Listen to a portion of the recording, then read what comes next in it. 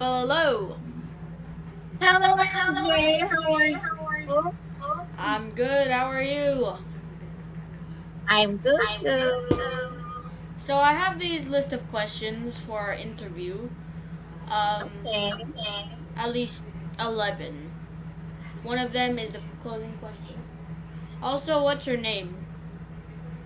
Okay, I'm Teacher Jill from Philippine Institute for the Deaf. Okay. So, let's start the interview, shall we? Sure. Num. The first question is, how many ways can you communicate with a deaf person? Okay. For the deaf, like in our school, they are talking deaf. They are not using sign language. So it is easy for them to communicate because they can be read. All you have to do is you have to open your mouth, okay, when you talk properly. Because if you will just talk like this, they cannot understand. So you have to open your mouth so that they know what you will say. Or if they cannot understand you, they can write it down, okay, and then they can talk what you want to say. Okay. So in our school, which is the Philippine Institute for the Deaf, we are not using sign language. Okay? We are encouraging them to talk instead of speaking. Okay. Okay, here's a second question. How can deaf people learn sign language when they can't hear the lesson? That's pretty much sums up the first answer. Oh, how can deaf can learn sign language? Um, it depends for them if they will enroll in a sign language school. So in our school, there were a lot of students that they don't know how to do sign language. Instead, they know how to do gesture. Okay? So that the other people they will understand. Yeah, I'm gonna skip these two questions. So here, it's this one's about your motivation. What made you teach deaf children?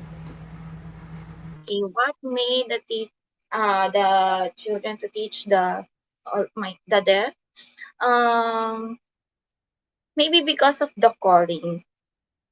If you believe in a calling and a passion, um, in the last when after the during pandemic, I already resigned as sped teacher because I have to take over the businesses. But some in the middle of 2021, uh, teaching was calling me because I know that deaf people needs me, especially in the school, and I want to help more, especially not only for the deaf but also in other special cases. Because as of now, I'm not just only not deaf, but I'm handling other special cases like autism, ADHD, and I also have other student who has a Kawasaki disease that cause deafness.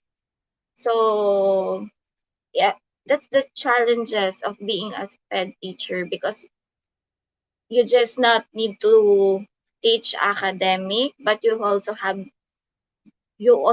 to know how to teach speech one-on-one, okay, and also do occupational uh, activities for them to help them. So that's it. Okay, here's another question. What is your most unforgettable experience on teaching a deaf child? What is my most unforgettable moment? Um, One factor will be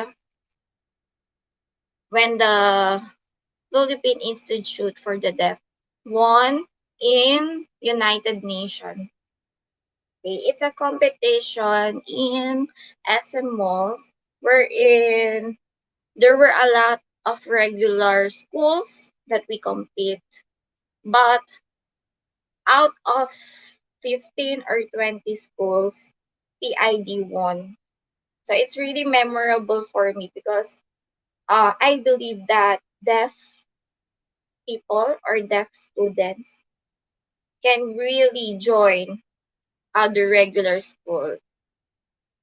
So there were a lot of memories, unforgettable, especially if you're as for like me that sped teacher and speech correctional teacher.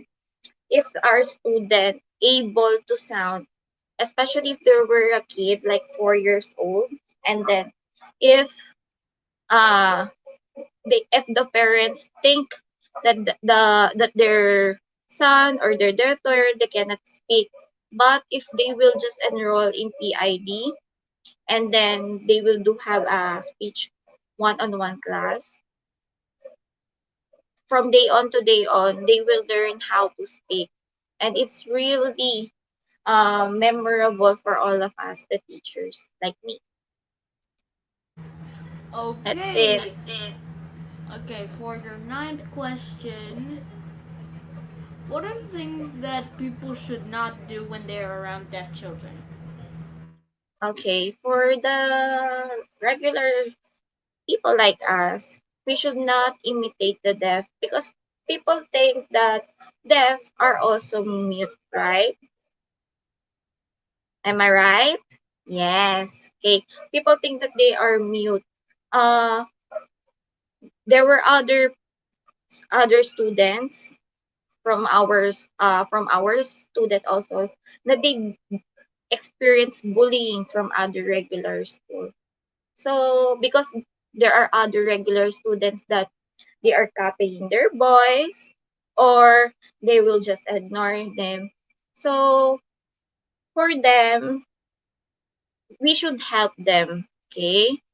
If you think that there is someone deaf, okay, do not mind do not mind him, or you just encourage him to talk, because if you will not talk to them, they will get hurt and they will feel that they are not belong in the society. So as for you, MJ, someday if you will have a classmate or a friend that who is deaf, help them, okay? Boost their confidence so that they will feel that they are part of our society. That's it. Okay. How do you communicate to a deaf child if you don't know how to do sign language? Okay, so if they don't know how to use sign language, we present a picture and then a word so that they will understand. For example, a dog. Okay. So of course, they don't know how to spell it, or they can even really read it. So what we will do, we just present a picture and a word. And then as at the same time, we encourage them to say it and to identify that picture. So that's how deaf can recognize or will understand any words. And that's the time that we will add a phrase or even a sentence so that we will encourage them to answer in complete sentence. That's it. Okay, now for the closing question, what's your advice to the people who want to talk to deaf children? Okay, my advice to people for those who want to talk at deaf children, encourage them to be part of our society. If you will meet as someone who just only know how to use sign language, just take down notes, okay, or you can write it down, or you can type using your cell phone. But if you will meet a person who can talk, okay, before deaf also have uh, different types. Those who are moderate, severe, and profound.